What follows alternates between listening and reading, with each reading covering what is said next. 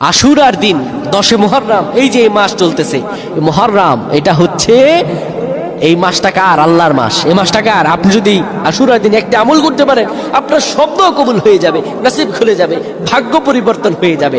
আল্লাহর কসম করে বলছি, যত দোয়া করেছেন আপনার দোয়া কবুল হয় না।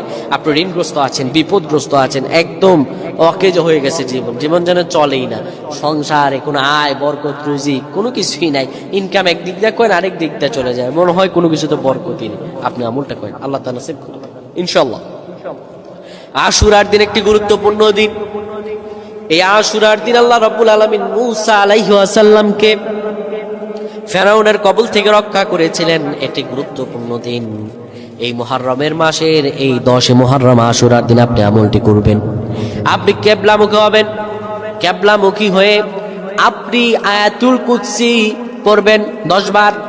আয়াতুল কুরসি 10 বার পড়ার পরে পড়বেন লা ইলাহা ইল্লাল্লাহ, এই দোয়াটি পড়বেন, এই কালিমাটি পড়বেন 100 বার।